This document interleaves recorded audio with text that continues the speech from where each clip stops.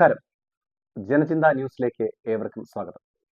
മനുഷ്യനായി ജീവിക്കുന്നതിലല്ല മനുഷ്യസ്നേഹിയായിരിക്കുന്നു എന്നതിലാണ് മഹത്വമെന്ന മഹാത്മാഗാന്ധിയുടെ വാക്യം തന്റെ ജീവിതവ്രതമായി അനുഷ്ഠിക്കുന്ന ഗാന്ധിപുരം അമൃതകുമാർ നേതൃത്വം നൽകുന്ന ഗുരുപ്രഭ ചാരിറ്റബിൾ സൊസൈറ്റിയുടെ ഔദ്യോഗികമായ ഉദ്ഘാടന കർമ്മം പ്രശസ്ത സംഗീതജ്ഞൻ ശ്രീ കാവാലം ശ്രീകുമാർ ഉദ്ഘാടനം നിർവഹിച്ചു.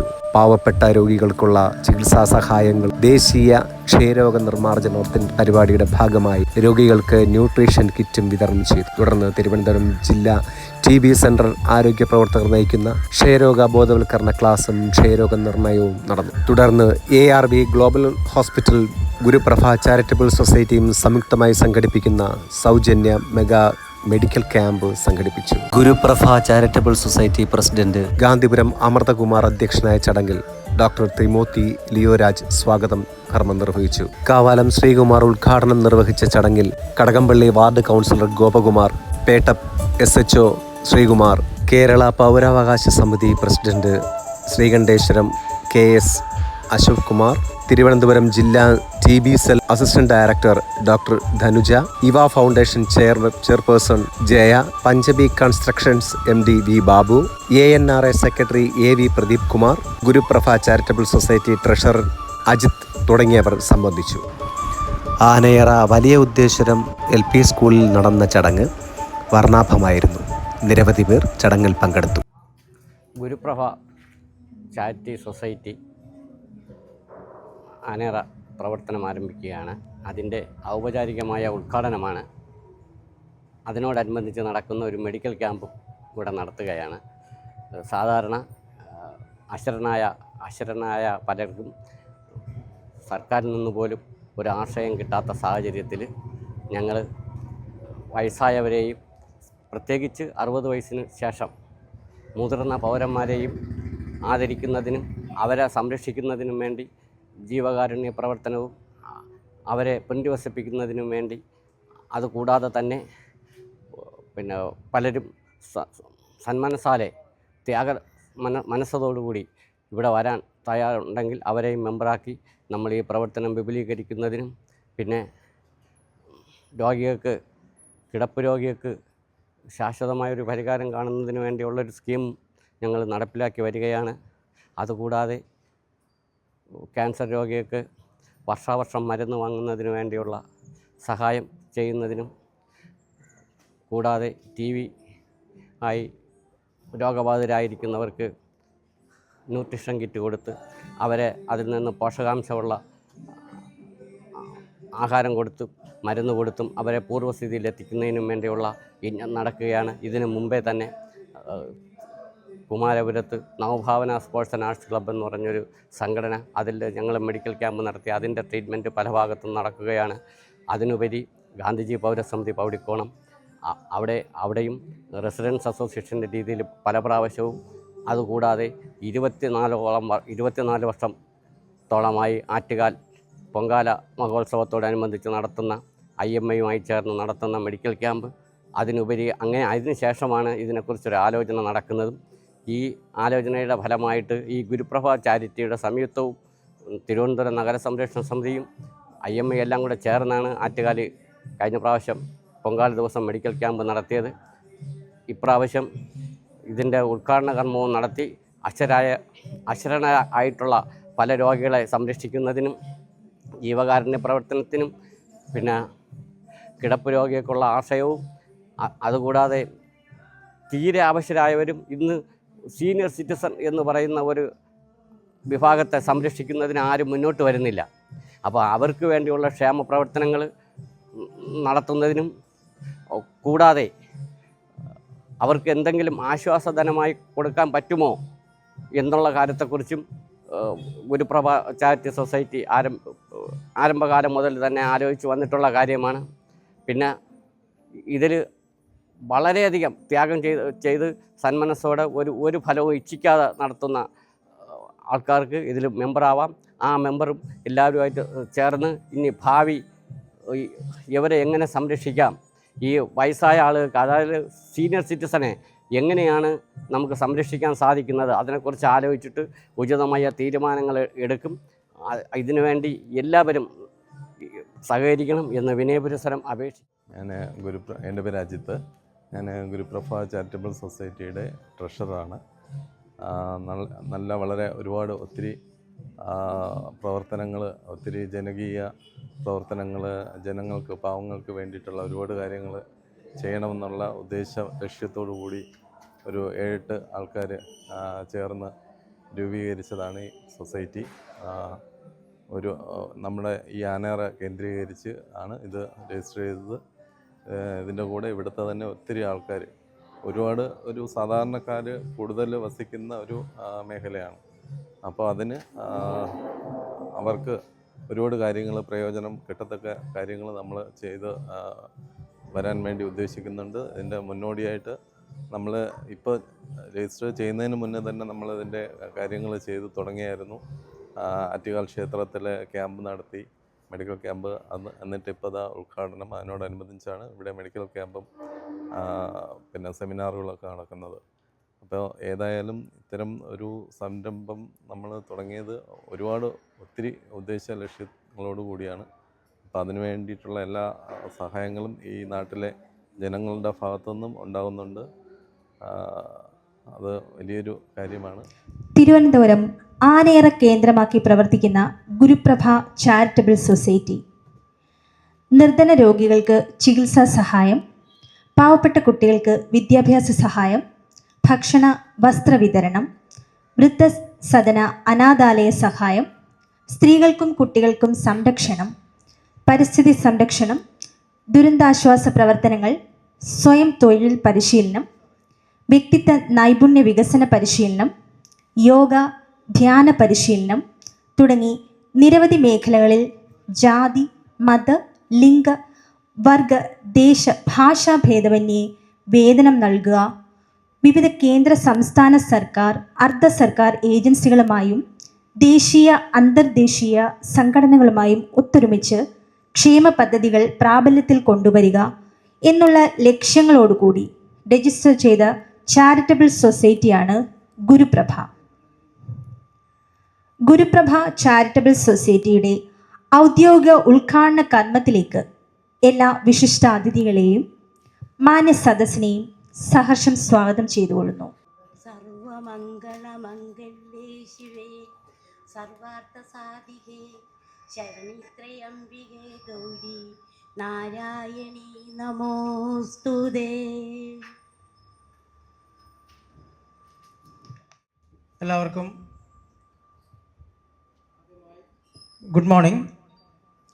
എൻ്റെ ദൗത്യം എല്ലാവർക്കും സ്വാഗതം ചെയ്യുക എന്നുള്ളതാണ്. അപ്പോൾ ആദ്യം സ്വാഗതം ചെയ്യേണ്ടത് ഈ ചടങ്ങ് ഉദ്ഘാടനം ചെയ്യാൻ ഇരിക്കുന്ന ശ്രീ കടകംപള്ളി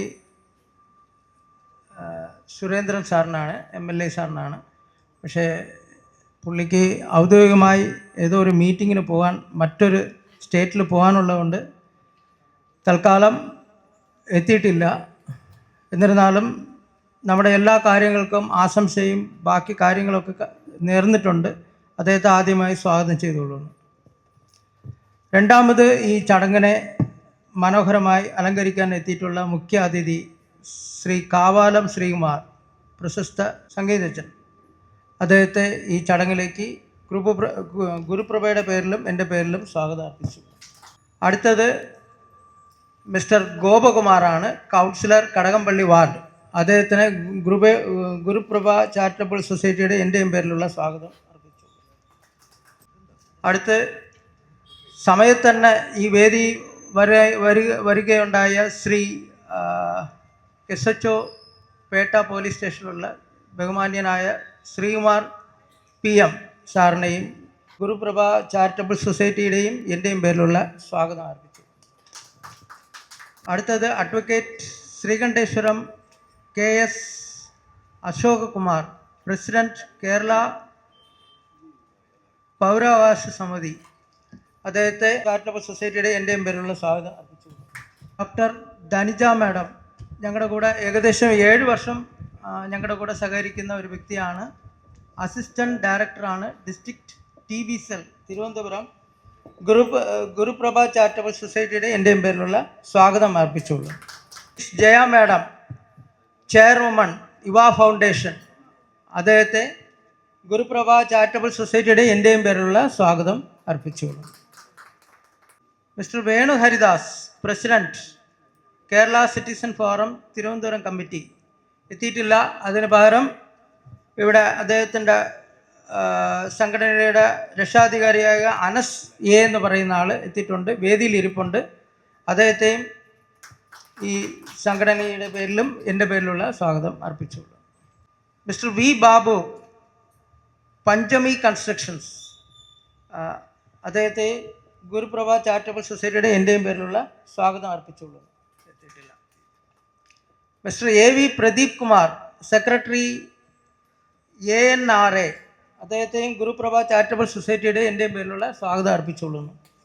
പിന്നെ Shri Ajith, treasurer, Guruprabha charitable society, അദ്ദേഹത്തെ ഗുരുപ്രഭ ചാരിറ്റബിൾ സൊസൈറ്റിയുടെ എൻ്റെയും പേരിലുള്ള സ്വാഗതം അർപ്പിച്ചുകൊള്ളുന്നു. പിന്നെ mister Shibi, secretary, Guruprabha charitable society യുടെ പേരിലും എൻ്റെയും പേരിലുള്ള സ്വാഗതം അർപ്പിച്ചുകൊള്ളുന്നു. മറ്റ് ഞങ്ങളുടെ ക്ഷണം അനുസരിച്ച് ഇവിടെ പങ്കുചേരാൻ വന്നിട്ടുള്ള റോയൽ ഹെൽത്ത് കെയറുടെ MD മിസ്റ്റർ ബിപിൻ ദാസ് അവർക്ക് ഗുരുപ്രഭ ചാരിറ്റബിൾ സൊസൈറ്റിയുടെയും എൻ്റെയും പേരിലുള്ള സ്വാഗതം അർപ്പിച്ചുകൊള്ളുന്നു.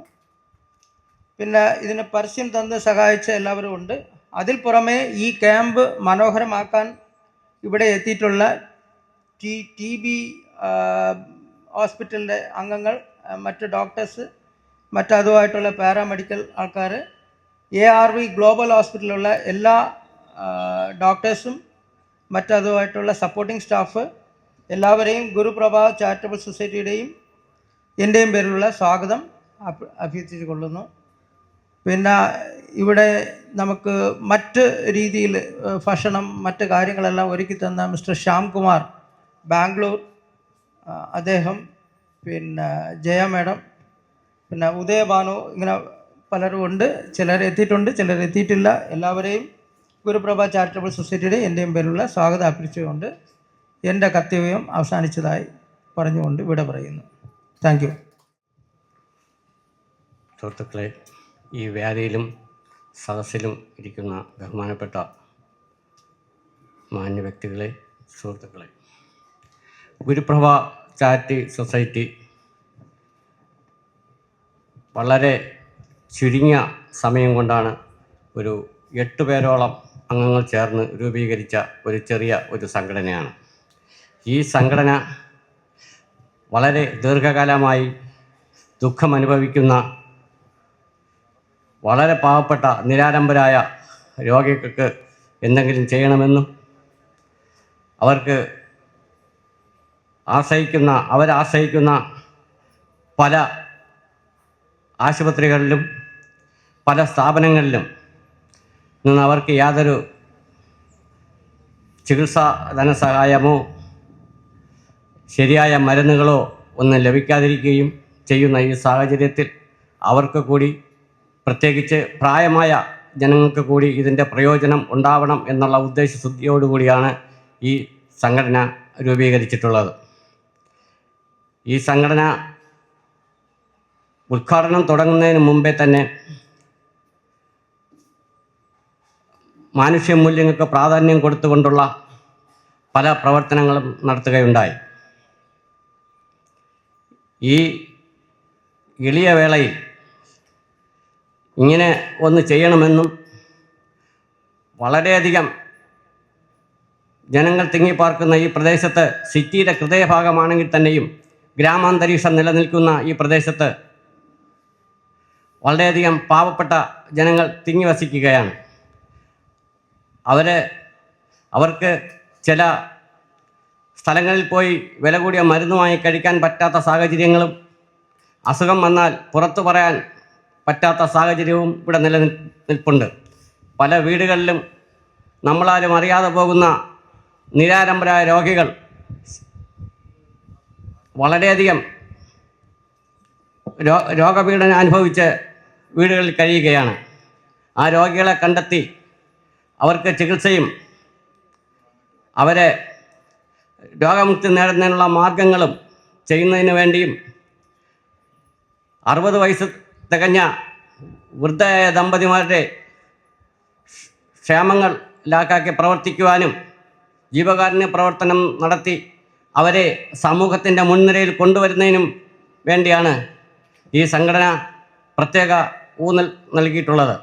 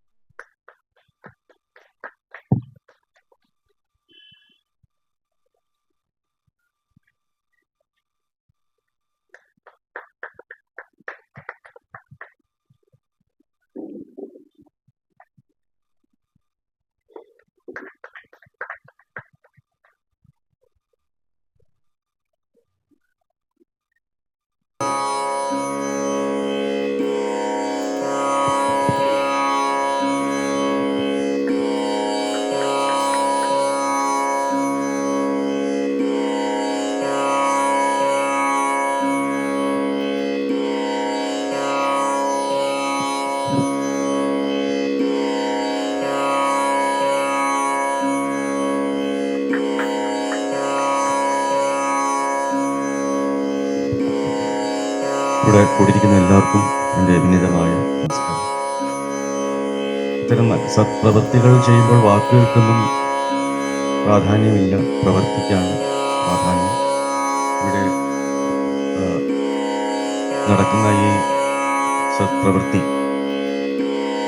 നിർധന കടപ്പുറവുമായിട്ടുള്ള സാമ്പത്തിക സഹായം, ഇതൊക്കെ നമ്മുടെ നന്മ എന്ന് പറയുന്നത് നമ്മുടെ ജീവിതത്തിൽ നമ്മുടെ സൊസൈറ്റിയിൽ നിന്ന് മാഞ്ഞു പോയിട്ടില്ല എന്ന് തെളിയിക്കുന്ന ഒന്നാണ് ഇത്തരം കാര്യങ്ങൾ.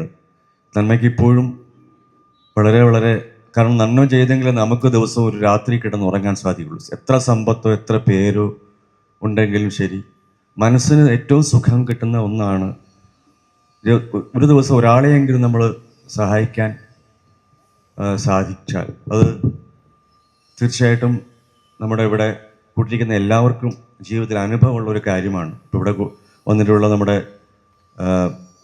പേട്ട SHO ആണെങ്കിലും ശരി, എല്ലാവരും ജീവിതത്തിൽ നമ്മൾ എന്തെങ്കിലുമൊക്കെ ഒരു അനുദിന പ്രവൃത്തിയിൽ ചിലരെയെങ്കിലും നമുക്ക് സഹായിക്കാൻ സാധിക്കും. അത് നമുക്ക് വന്നു വിടുന്ന ഓരോ നിയോഗങ്ങളാണ്. അതുകൊണ്ട് നമുക്ക് അന്നത്തെ രാത്രി ധന്യമായി നമുക്ക് എന്താ പറയുക, യാതൊരു വിധ ഒരു ഇല്ലാതെ അലട്ടലും ഇല്ലാതെ നമുക്ക് ഉറങ്ങാൻ സാധിക്കും. അത് നമ്മുടെ ഒരു ജീവിതത്തിൽ ഏറ്റവും അധികം വേണ്ട ഒരു കാര്യമാണ്. കാരണം അവിടെയാണ് നമ്മുടെ മനസ്സിൻ്റെ വികാസം സംഭവിക്കുക. ആ വികാസം സംഭവിക്കണമെങ്കിൽ ഇത്തരം നല്ല കാര്യങ്ങൾ ചെയ്താൽ മാത്രമേ ഉള്ളൂ. നമ്മൾ സ്വാർത്ഥപരമായി എന്ത് ചെയ്താലും അതിന് ജീവിതത്തിൽ ഒരു തൃപ്തിയും ഉണ്ടാവില്ല. നമ്മുടെ സന്തോഷമല്ല വലുത്, മറ്റുള്ളവരുടെ സന്തോഷമാണ് വലുത് എന്ന് വിശ്വസിക്കുന്ന ഈ ഗുരുപ്രഭ ചാരിറ്റബിൾ സൊസൈറ്റി പോലുള്ള സ്ഥാപനങ്ങൾ നമ്മുടെ സൊസൈറ്റിയിൽ വളരെ അത്യാവശ്യമാണ്. ഈ സൗജന്യ മെഡിക്കൽ ക്യാമ്പും അതിൻ്റെ സെമിനാറുകളും ഒക്കെ ആണ് നടക്കുന്നത്. ഇതിൻ്റെ എല്ലാം എൻ്റെ സുഹൃത്തായ കടകംപള്ളി സുരേന്ദ്രനാണ് വരേണ്ടിയിരുന്നെങ്കിലും അദ്ദേഹത്തിൻ്റെ അഭാവത്തിൽ ഞാനിതിൻ്റെ ഉദ്ഘാടനം നിർവഹിച്ചായി പ്രഖ്യാപിക്കുന്നു. ക്ഷണിച്ചുകൊള്ളുന്നു.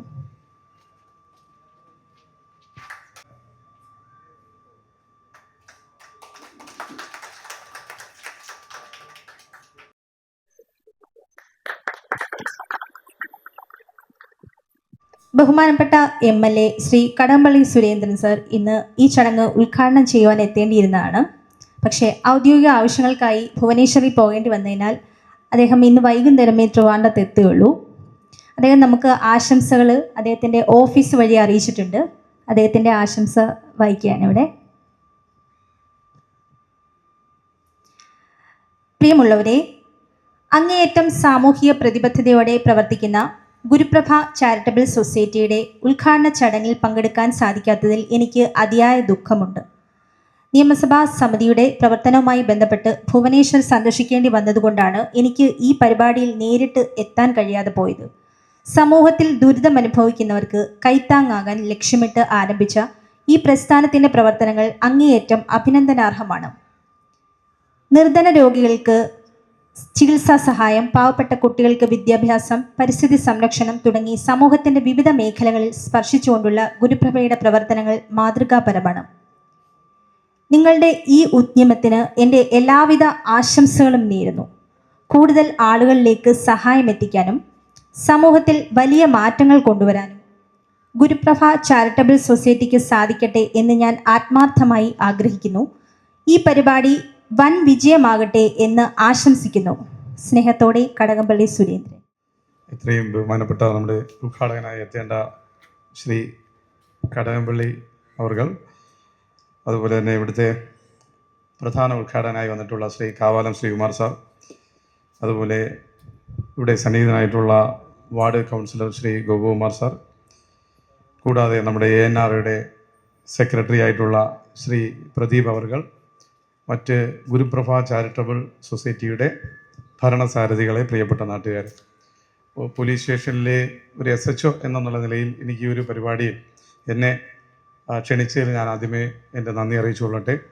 ഇവിടെ സന്നിഹിതരായിരിക്കുന്ന ആൾക്കാരോട് ഈ ഒരു ഓണക്കാലത്ത് ഈ ഒരു പരിപാടി ആദ്യമേ പറയട്ടെ, ഇങ്ങനെ ഒരു പരിപാടി സംഘടിപ്പിച്ച് അതിനകത്ത് മെഡിക്കൽ ക്യാമ്പ് പോലെയുള്ള വളരെ ജനോപകാരപ്രദമായ കാര്യങ്ങൾ ചെയ്യുന്നതിന് ആദ്യമേ തന്നെ നിങ്ങളെ അഭിനന്ദിക്കുന്നു. ഗുരുപ്രഭ ചാരിറ്റബിൾ ട്രസ്റ്റിൻ്റെ എല്ലാ ആൾക്കാരെയും അഭിനന്ദിക്കുന്നു. ഒപ്പം തന്നെ നമ്മുടെ ഒരു ഇങ്ങനെയുള്ള പൊതുവേദികളിൽ ഞാനൊരു പോലീസ് സ്റ്റേഷനിലെ SHO ചുമതല വഹിക്കുന്നത് കാരണം ഞാൻ എപ്പോൾ വന്നാലും കോമണായിട്ട് പറയാറുള്ള കുറേ കാര്യങ്ങൾ വ്യത്യസ്തങ്ങളായി, അതായത് നിങ്ങൾക്ക് പ്രധാനമായിട്ട് ശ്രദ്ധിക്കേണ്ട കാര്യങ്ങൾ കുറച്ച് നമ്മളെപ്പോഴും പറയാൻ ശ്രമിക്കും. അതിലേറ്റവും പ്രധാനമായി നമ്മുടെ ഈ ഒരു പേട്ട പോലീസ് സ്റ്റേഷൻ്റെ ജൂറിസ്ഡിക്ഷൻ വരുന്ന സ്ഥലം വളരെ പെട്ടെന്ന് തന്നെ സാമ്പത്തികമായും മറ്റും വളർച്ച പ്രാപിച്ചുകൊണ്ടിരിക്കുന്ന ഒരു സ്ഥലമാണ്. നിങ്ങൾക്ക് എല്ലാവർക്കും അറിയാമായിരിക്കും, വളരെ ചുരുങ്ങിയ കാലയളവ് കൊണ്ട് സ്ഥലവിലയെല്ലാം കൂടി ആൾക്കാരുടെ പോപ്പുലേഷനും അതിൻ്റെ ഡെൻസിറ്റിയും ഒക്കെ കൂടിക്കൊണ്ടിരിക്കുന്ന സ്ഥലമായതുകൊണ്ട് തന്നെ നമ്മൾ ഈ മൈഗ്രൻ്റ് ആയിട്ടുള്ള റെസിഡൻസ് ഒത്തിരി വന്ന് കയറാറുണ്ട്. നമുക്ക് ഒത്തിരി അറിയാൻ പറ്റും. നമ്മൾ ANRയുടെ സെക്രട്ടറി ഇവിടെ ഉണ്ട്, അദ്ദേഹം തന്നെ എന്നോട് പറഞ്ഞിട്ടുണ്ട് ഏകദേശം ഒരു 40-48 റെസിഡൻസ് അസോസിയേഷനുണ്ട്. പക്ഷേ ആക്റ്റീവ് ആയിട്ടുള്ളവരുടെ എണ്ണം വളരെ കുറവാണ്. അത് നമ്മൾ നേരിട്ടിറങ്ങി ജനമൈത്രിയുടെ പ്രവർത്തനങ്ങളുമായിട്ട് മുന്നോട്ട് പോകുമ്പോഴാണ് നമുക്ക് മനസ്സിലാവുന്നത്. ആക്റ്റീവായിട്ടുള്ള റെസിഡൻസ് അസോസിയേഷൻ വളരെ കുറവാണ്. അവർ ആക്റ്റീവ് അല്ല എന്ന് പറയുമ്പോൾ തന്നെ അവരുടെ ഇടയിൽ ഒരു കോർഡിനേഷൻ ഇല്ല, അല്ലെങ്കിൽ ഒരു ഹാർമണി ഇല്ല എന്നാണ് നമുക്ക് മനസ്സിലാക്കാൻ സാധിക്കുന്നത്. അതിനൊരു കാരണമായിട്ട് എനിക്ക് തോന്നുന്നത് തന്നെ ഈ മൈഗ്രൻ്റ് ആയിട്ടുള്ള റെസിഡൻസുകൾ, അതായത് നമുക്ക് ഒരു പിടിയില്ലാത്ത ഒരു പരിചയമില്ലാത്ത ആൾക്കാർ തൊട്ടടുത്ത് വന്ന് താമസിക്കുകയും ആ താമസിക്കുന്ന ആൾക്കാരെ പറ്റി റെസിഡൻസിൽ വ്യക്തമായ വിവരങ്ങളോ കാര്യങ്ങളോ ഇല്ലാതെ വരികയും പോലീസ് അന്വേഷിച്ച് ആ വീട്ടിലെത്തുമ്പോൾ ഓരോ കാര്യങ്ങളിൽ പെട്ടെന്ന് അവിചാരിതമായി എന്തു പറ്റുന്നു, അവരൊരു പ്രതിയാവുകയോ അല്ലെങ്കിൽ അവരേതെങ്കിലും ഒരു വലിയൊരു കുറ്റകൃത്യത്തിൽ ഉൾപ്പെട്ടിട്ടാണ് വന്ന് താമസിക്കുന്നതൊക്കെ അറിയുമ്പോൾ ഞെട്ടലോടെ അതൊരു അയൽവാസികളും റെസിഡൻസിലുള്ളവരും അറിയുന്നൊരവസ്ഥ, അത് പലപ്പോഴും വളരെ വളരെ വളരെ മോശമായിട്ട് അല്ലെങ്കിൽ വളരെ ദയനീയമായിട്ടാണ് പോലീസിന് തോന്നാറുള്ളത്. അങ്ങനെ ഉണ്ടാകാതിരിക്കണമെങ്കിൽ നമ്മളെപ്പോഴും കുറച്ചൊന്ന് വിജിലൻ്റ് ആകണം എന്നാണ് ഈ ഒരു അവസരത്തിൽ എനിക്ക് പറയാനുള്ളത്. ഉദാഹരണത്തിന് ഇപ്പോൾ തന്നെ ഇന്ന് രാവിലെ ഒരു റെയ്ഡ് കണ്ടക്ട് ചെയ്തിട്ടാണ് നമ്മൾ പേട്ട പോലീസ് നിൽക്കുന്നത്. ആ റെയ്ഡ് എന്ന് പറഞ്ഞാൽ പീഹണ്ട് എന്നൊരു റെയ്ഡാണ്. പീഹണ്ട് എന്ന് പറയുമ്പോൾ പീഡോഫീലിക് ആയിട്ടുള്ള വീഡിയോസ് മൊബൈലിൽ സ്റ്റോർ ചെയ്യുകയോ ഡൗൺലോഡ് ചെയ്യുന്ന ആൾക്കാരെ നമുക്ക് മേളിൽ നിന്ന് കിട്ടുന്ന സോഴ്സ് റിപ്പോർട്ടിൻ്റെ അടിസ്ഥാനത്തിൽ അറസ്റ്റ് ചെയ്യാം. പീഡോഫീലിക് ആയിട്ടുള്ള വീഡിയോ എന്ന് പറഞ്ഞു കഴിഞ്ഞാൽ കൊച്ചുകുട്ടികളുടെ 18 വയസ്സിന് താഴെയുള്ള കുട്ടികളുടെ പോൺ വീഡിയോസ് ഡൗൺലോഡ് ചെയ്യുക. അപ്പോൾ സ്വാഭാവികമായിട്ടും നിങ്ങൾക്കറിയാം, മിക്കവരുടെ മൊബൈലും എടുത്ത് നമ്മൾ പരിശോധിച്ച് കഴിഞ്ഞാൽ അതിനകത്ത് പോൺ വീഡിയോസ് ഒത്തിരി കാണാം. അതിൽ നമുക്കൊരിക്കലും ഒരാളുടെ പ്രായം നമുക്ക് അസസ് ചെയ്യാൻ പറ്റില്ല. പക്ഷെ അൺഫോർച്ചുനേറ്റ്ലി അത് പ്രായം നമ്മുടെ കാഴ്ചയിൽ തന്നെ ഒരു 18 വയസ്സിന് താഴെയാണെന്നുണ്ടെങ്കിൽ ഓട്ടോമാറ്റിക്കലി നമ്മൾ മനസ്സിലാക്കുക ആ വീഡിയോസ് ഡൗൺലോഡ് ചെയ്ത ആൾക്കാരെ കേരള പോലീസിൻ്റെ സൈബർ ഡോം എന്ന് പറയുന്നൊരു വിങ് ഉണ്ട്. അത് CDAC-ന് അഫിലിയേറ്റഡ് ആയിട്ട് നമ്മുടെ ടെക്നോ പാർക്ക് അസോസിയേറ്റ് വർക്ക് ചെയ്യുന്ന ഒരു സ്ഥാപനമാണ്, പോലീസിൻ്റെയാണ്. അതിനകത്ത് ഔട്ട്സോഴ്സ് ചെയ്ത ജീവനക്കാരാണ് കൂടുതലും എന്ന് പറയുമ്പോൾ നിങ്ങൾക്ക് മനസ്സിലാക്കുക, കേരള പോലീസിൻ്റെ ബ്രെയിനിനേക്കാളും കൂടുതൽ നമ്മളെന്ത് ചെയ്യും, കുറച്ച് ബ്രെയിൻ ഔട്ട്സോഴ്സ് ചെയ്തിട്ടുണ്ട്. അത് എത്തിക്കൽ ഹാക്കേഴ്സ് ഒക്കെ അതിനകത്തുണ്ട്. അപ്പോൾ സ്വാഭാവികമായിട്ടും ഇത്തരത്തിൽ ഏതെങ്കിലും തരത്തിലുള്ള ഒരു ഡൗൺലോഡ് വീഡിയോ ശ്രദ്ധയിൽപ്പെട്ടിരിക്കാൻ ഓട്ടോമാറ്റിക്കലി അത് പോയിൻ്റ് ഔട്ട് ചെയ്ത് നമുക്ക് കിട്ടുകയാണ്. അപ്പോൾ ഇന്ന് രാവിലെ ഞാൻ പേട്ട പോലീസ് സ്റ്റേഷൻ പരിധിയിലുള്ള ഒരു റെസിഡൻസ് അസോസിയേഷന് കീഴിലാണ് ഈ റെയ്ഡ് നടന്നത്. ആ വീട്ടിൽ ഒരു 10-60 വയസ്സായ ഒരു അമ്മൂമ്മയുടെ കയ്യിരിക്കുന്ന ഫോണാണ്. ആലോചിച്ച് നോക്കുക, ആ അമ്മൂമ്മ ഈ വീഡിയോ ഡൗൺലോഡ് ചെയ്യുമെന്ന് നിങ്ങൾക്ക് തോന്നുന്നുണ്ടോ? പക്ഷേ ഈ ഡൗൺലോഡ് ചെയ്യാനുള്ള ഈ വീഡിയോ ചെയ്തിരിക്കുന്നതും ഈ ഫോൺ യൂസ് ചെയ്തിരിക്കുന്നതും അവരുടെ ചെറുമകനാണ്. അവൻ ഒരു ഇൻസ്റ്റിറ്റ്യൂഷനിൽ പഠിക്കുന്നു, ജസ്റ്റ് 18 വയസ്സേ ആയിട്ടുള്ളൂ. പക്ഷേ സോഴ്സ് വന്നിരിക്കുന്നത് അവരുടെ പേരിലാണ്. ആലോചിച്ച് നോക്കുക. അപ്പോൾ ഇനി ഈ കേസ് മുന്നോട്ട് പോകുമ്പോൾ ആ ഫോൺ നമ്മൾ സീസ് ചെയ്യും. സീസ് ചെയ്തതിന് ശേഷം ഈ ഏത് ആപ്പ് വഴിയാണ് അല്ലെങ്കിൽ ഏത് ഏരിയയിലാണ് അത് സ്റ്റോർ ചെയ്യപ്പെട്ടിരിക്കുന്നത് നോക്കിയിട്ട് നമ്മളതെടുത്ത് ഫോറൻസിക് സയൻസ് ലബോറട്ടറിയുടെ സൈബർ ഡിവിഷന് കൊടുക്കും. അവരത് കൃത്യമായിട്ട് അക്കൗണ്ട് ചെയ്ത് കഴിഞ്ഞാൽ IT ആക്ട് പ്രകാരം അയാൾ ജയിലിൽ പോകേണ്ടി വരും. അയാളെന്ന് പറയുമ്പോൾ ആരാ? ആ ഫോൺ ആരാണോ ഹോൾഡ് ചെയ്തിരിക്കുന്നത് അവരല്ലേ പോകുന്നത്. ഒന്ന് ആലോചിച്ച് നോക്കുക. അപ്പോൾ ഇങ്ങനെ തുടങ്ങി ബുദ്ധിശൂന്യമായ കുറേ പ്രവൃത്തികൾ ഇങ്ങനെ ആൾക്കാരുടെ ഇടയിൽ സംഭവിച്ചുകൊണ്ടേയിരിക്കും. വാഹനം നമ്മുടെ കയ്യിരിക്കുന്ന ഒരു വാഹനം മറ്റൊരാൾക്ക് വിറ്റ് കഴിഞ്ഞാൽ വിൽപ്പന കരാർ കൃത്യമായിട്ട് എഴുതി അതും നമ്മുടെ പേരിൽ നിന്ന് അയാളുടെ പേരിലോട്ട് മാറ്റി എന്ന് ഉറപ്പുവരുത്താത്തതിൻ്റെ പേരിൽ ഒരു 70 വയസ്സായ അമ്മ, ഞാൻ തമ്പാനൂർ SHO ആയിരിക്കുമ്പോഴാണ് അവർ വരുന്നു, അവർക്ക് 10 ലക്ഷം രൂപ MACT കോടതി എന്ത് ചെയ്തിരിക്കുന്നു, നഷ്ടം. അവർക്ക് സ്വന്തമായിട്ടൊരു വീട് പോലും ഇല്ല. ആലോചിച്ച് നോക്കുക. അവർ 10 ലക്ഷം രൂപ MACT കോടതി അടയ്ക്കണം. കാര്യം എന്താണ്? വണ്ടി വിറ്റു, ആര് പേര് മാറ്റിയില്ല. ഈ കൊണ്ടുപോയ ആൾ നെയ്യാറ്റിങ്കര ഭാഗത്ത് വെച്ചിട്ട് അപകടത്തിൽപ്പെട്ട ആൾ എന്ത് ചെയ്തു? അപകടത്തിന് കേസെടുക്കുന്നു. ഈ വണ്ടിയുടെ RC ഓണർ, അവന് ഇൻഷുറൻസ് ഒന്നുമില്ല. ഈ ഓടിക്കുന്ന സമയത്ത് അയാൾ ഇൻഷുറൻസ് എന്ത് ചെയ്തിട്ടില്ല, വണ്ടി വിറ്റു, അയാൾ എന്ത് ചെയ്തിട്ടില്ല, ഇൻഷുറൻസ് ഒന്നും കൃത്യമായിട്ട് പുതുക്കിയിട്ടില്ല. ഓട്ടോമാറ്റിക്കലി RC ഓണർ ആരാണ്? അപ്പോൾ വിറ്റിട്ട് 4 വർഷം കഴിഞ്ഞിട്ട് അവർ പോലും അറിയാത്ത സമയത്താണ് അവർക്ക് MACT കോടതിയിൽ നിന്ന് ഈ പേപ്പർ വരുന്നത്. 10 ലക്ഷം രൂപ പുറത്ത് ഈ മരിച്ചുപോയ ആൾക്ക് അപകടത്തിൽ മരണപ്പെട്ടു പോയി. ആദ്യം കുറേ കാലം ആ റോളൻസ് ഹോസ്പിറ്റലിൽ ചികിത്സയിൽ ഇരുന്നിട്ടാണ് മരിച്ചത്. ഇങ്ങനെയൊക്കെ ഉള്ള ബുദ്ധിശൂന്യമായ കുറേ പ്രവൃത്തികൾ നമ്മൾ നിരന്തരം ചെയ്തുകൊണ്ടിരിക്കുകയാണ്. അതായത് പോലീസ് സ്റ്റേഷനിൽ നമ്മൾ വരുമ്പോൾ അവരോടെല്ലാം നമ്മളിത് പറഞ്ഞു കൊടുക്കും, ഇങ്ങനെയൊക്കെ ചെയ്യരുത്, ബുദ്ധിശൂന്യമായ കുറേ പ്രവൃത്തികൾ നിങ്ങൾ ചെയ്യുന്നുണ്ട്. പിന്നെ അതിലൊന്നാണ് ഞാൻ ആദ്യം പറഞ്ഞത്, ഈ പറയുന്ന നമ്മൾ തൊട്ടടുത്ത് വന്ന് താമസിക്കുന്നവരെ നമ്മൾ അസസ് ചെയ്യാതിരിക്കുക, അവരെ പറ്റി അറിയാതിരിക്കുക, ഇങ്ങനെയൊക്കെയുള്ള. അതിനകത്ത് മൈഗ്രൻ്റ് ലേബറേഴ്സ്. അപ്പോൾ ഈ അടുത്ത് തന്നെ ഒരു ബംഗ്ലാദേശി പൗരനെ എനിക്കിവിടെ ഈ ചാക്ക ആൾസൈൻസിനോടൊന്ന് പിടിച്ചു. അയാൾ ബംഗ്ലാദേശിൽ നിന്ന് നുഴഞ്ഞേറി വന്നിരിക്കുന്നു. നുഴഞ്ഞേറി എന്ന് പറയാൻ പറ്റില്ല, അവിടെ ഈ കൃഷി സമയത്ത് അവർ ഈ അതിർത്തി ഓപ്പൺ ചെയ്ത് കൊടുക്കും. കൃഷിയും മറ്റു കാര്യങ്ങളുമായിട്ട് ബന്ധപ്പെട്ട് അവരുടെ ചെറിയ എന്തെങ്കിലും രേഖകളൊക്കെ കാണിച്ച് അതിന് അവരുടെ പാസ്പോർട്ട് വേണമെന്നില്ല. അയാൾ ഇവിടെ വന്ന് ഈ ബ്രഹ്മോസിൻ്റെ തൊട്ടടുത്ത് വന്ന് ജോലി ചെയ്യുന്നു. ഇത്രയും സെൻസിറ്റീവായിട്ടുള്ള, ഇത്രയും ഇൻ്റലിജൻസ് വർക്കൗട്ട് ചെയ്തുകൊണ്ടിരിക്കുന്ന ഏരിയയുടെ അടുത്ത് വന്ന് നിന്ന് അയാൾ ജോലി ചെയ്ത് നമ്മളവരെ പിടിച്ച് അയാളെ അറസ്റ്റ് ചെയ്ത് റിമാൻഡ് ചെയ്തതിന് ശേഷം ഇനി അത് പ്രൊട്ടക്ടർ ഓഫ് ഇമിഗ്രൻസിന് കൊടുത്തതിന് ശേഷം നമ്മുടെ FRROയ്ക്കും മറ്റും കൊടുത്തിട്ട് ഇവരെ ഇവിടുന്ന് തിരിച്ച് ഡീപ്പോർട്ട് ചെയ്യും, നാട് കടത്തി തിരിച്ച് ബംഗ്ലാദേശിലേക്ക് പറഞ്ഞു വിടും. അപ്പോൾ ഇയാൾ അവിടെ എത്ര കേസുള്ള ആളാണെന്നോ ആരെയൊക്കെ കൊന്നിട്ടാണ് ഇവിടെ വന്നിരിക്കുന്നതെന്നോ ഒരാൾക്കും അറിയാതെയാണ് നമ്മൾ ഈ ബംഗ്ലാദേശികളെല്ലാം വിളിച്ച് വീട്ടിലടക്കം നമ്മുടെ വീട്ടിനകത്ത് വരെ നമ്മൾ പണിക്ക് നിർത്തിയിരിക്കും. എല്ലാവരുടെയും ഒരു ആധാർ കാർഡ് ഉണ്ടാവും. നമ്മൾ ആ ആധാർ കാർഡ് എടുത്തിട്ട് നമ്മുടെ QR സ്കാനർ വെച്ചിട്ട് ഒന്ന് QR കോഡ് സ്കാൻ ചെയ്ത് നോക്കിക്കഴിഞ്ഞാൽ അവരുടെ നല്ലൊരു ശതമാനം ആധാറും ഫേക്ക് ആയിരിക്കും. കാര്യം അവരുടെ ഈ ആധാർ കാർഡുകൾ വെസ്റ്റ് ബംഗാൾ, അതുപോലെ ഛത്തീസ്ഗഡ്, അതുപോലെ ജാർഖണ്ഡ്, ഈ സ്ഥലങ്ങളിലെല്ലാം ആധാർ കാർഡ് നമുക്ക് ഈസി ആയിട്ട് ഉണ്ടാക്കിയെടുക്കാനും വിൽക്കുന്ന സ്ഥലങ്ങൾ വരെ ഉണ്ട്. അവിടെ നിന്ന് വാങ്ങിക്കൊണ്ടുവരുന്ന ആധാർ കാർഡായിരിക്കും. അപ്പോൾ നമ്മളെ പറ്റിക്കാനായിട്ടൊരു ആധാർ കാർഡ് ഉണ്ടാവും. മുൻകാലങ്ങൾ 2019, 2020 കാലയളവ് വരെ ഇവിടുത്തെ ലേബർ ഡിപ്പാർട്ട്മെൻറ്റ് വളരെ ആക്റ്റീവായിട്ട് അവർക്ക് ലേബർ കാർഡ് ഇഷ്യൂ ചെയ്തിട്ടുണ്ടായിരുന്നു. അപ്പോൾ സ്വാഭാവികമായിട്ട് ബയോമെട്രിക് സംവിധാനത്തിലൂടെ ഇവരുടെ ഫിംഗർ പ്രിൻറ്റ് മറ്റു കാര്യങ്ങളും കൃത്യമായിട്ട് വരുമായിരുന്നു.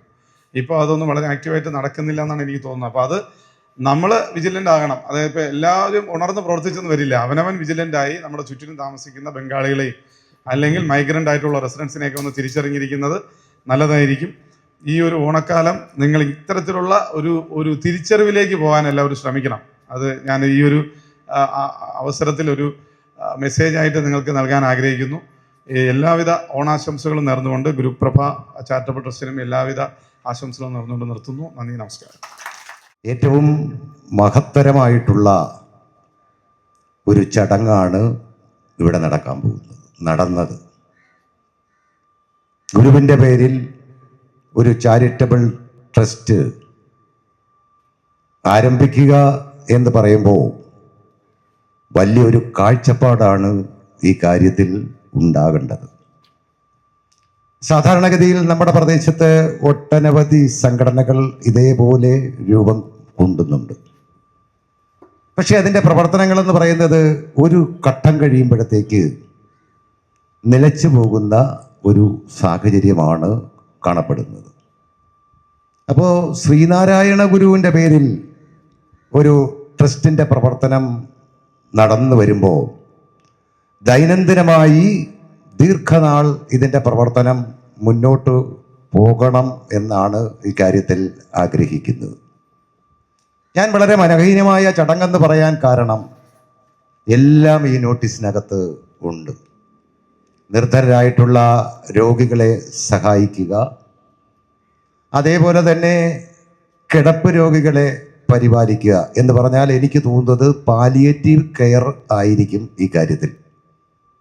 പാലിയേറ്റീവ് കെയർ വളരെ ശ്രമകരമായിട്ടുള്ള ഒരു ജോലിയാണ്. അത് ചെയ്യുന്നത് ഏറ്റവും ഉചിതമാണ് ഇക്കാര്യത്തിൽ. അതേപോലെ തന്നെ വിദ്യാഭ്യാസ സഹായമുണ്ട്. അതേപോലെ ഒരു പ്രധാനപ്പെട്ട കാര്യം, നമ്മുടെ സമൂഹത്തിൽ നിന്ന്, നമ്മുടെ സംസ്ഥാനത്തിൽ നിന്ന് തന്നെ ഇല്ലാതായി പോയ ചില രോഗങ്ങൾ വീണ്ടും വന്ന് തുടങ്ങിയിട്ടുണ്ട്. അതിലൊന്നാണ് TB എന്ന് പറയുന്നത്. മുമ്പലത്തെ പോലെ അത്ര പ്രശ്നങ്ങളില്ലെങ്കിൽ തന്നെയും ഈ വാർഡിനകത്തും രോഗികൾ ഉണ്ട്. അപ്പോൾ അതിനെക്കുറിച്ച് ഇപ്പം നല്ല മരുന്നുകളുണ്ട്, പഴയതുപോലെ അല്ല.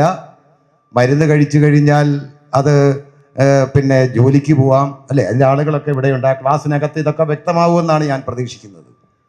ജോലിക്ക് പോവാം, ചിട്ടയായി മരുന്ന് കഴിച്ചു കഴിഞ്ഞാൽ ഈ രോഗത്തെ തന്നെ പൂർണ്ണമായി ഇല്ലാതാക്കാൻ കഴിയും എന്നതാണ് ഒരു കാര്യം. അങ്ങനെ പകരുക എന്ന് പറയുമ്പോൾ ഞാൻ മനസ്സിലാക്കിയിട്ടുള്ളത്, ഗുളിക കഴിച്ചു കഴിഞ്ഞാൽ, അല്ലേ, ഒരാഴ്ചയോളം എന്നാണ് ഞാൻ മനസ്സിലാക്കിയിട്ടുള്ളത്. ശരിയാണോ എന്ന് അറിഞ്ഞൂടാ. ഗുളിക സ്റ്റാർട്ട് ചെയ്ത് കഴിഞ്ഞാൽ പിന്നെ അങ്ങനെ പകരുന്നില്ല. TB ഏത് ഭാഗത്ത് വേണമെങ്കിലും വരാം. അതിൽ ശ്വാസകോശത്തിൽ വരുന്ന TB ആണ് ചുമയ്ക്കുമ്പോഴും ഒക്കെ പകരുന്നത് എന്നാണ് മനസ്സിലാക്കുന്നത്. ഈ കാര്യത്തിൽ അങ്ങനെ ആയിരിക്കും എന്ന് തോന്നുന്നു. ആ ക്ലാസ്സൊക്കെ ഇവിടെ എടുക്കുമ്പോൾ നിങ്ങൾക്ക് കൂടുതൽ വ്യക്തമാവും. ആരെങ്കിലും ക്ലാസ് കേൾക്കുന്നവർ എൻ്റെ അടുത്തും കൂടെ പറയണം, എൻ്റെ സംശയവും തീർക്കാൻ വേണ്ടി പറ്റും. വിദ്യാഭ്യാസ മേഖലയിൽ പിന്നെ നല്ല പഠിക്കുന്ന കുട്ടികൾക്ക് സാമ്പത്തിക സഹായം ചെയ്യാൻ വേണ്ടിയിട്ട് ഈ ട്രസ്റ്റ് മുന്നോട്ട് വന്നിട്ടുണ്ട്. എല്ലാം കൂടി നോക്കുമ്പോൾ എല്ലാം ഒത്തുണങ്ങിയ ഒരു സൊസൈറ്റിയാണ് നമ്മുടെ പ്രദേശത്ത് രൂപീകരിക്കാൻ പോകുന്നത്. ആ വാർഡിൽ തന്നെ രൂപീകരിച്ചതിൽ എനിക്കുള്ള സന്തോഷവും അതോടൊപ്പം ഈ പ്രദേശത്തെ ആളുകളുടെ സന്തോഷവും അറിയിച്ചുകൊണ്ട് എല്ലാവിധ നല്ല ഓണം നടക്കട്ടെ, ഓണാശംസകൾ നേർന്നുകൊണ്ട് നിർത്തുന്നു. എന്നെ വിളിച്ചതിന് നന്ദി, നമസ്കാരം. ഞാൻ ഡിസ്ട്രിക്ട് TB ഓഫീസറാണ്. എനിക്ക് തോന്നുന്നു സാറ് കൗൺസിലർ അവർകളിപ്പം ഒന്ന് പറഞ്ഞിരുന്നു TBയെക്കുറിച്ച്.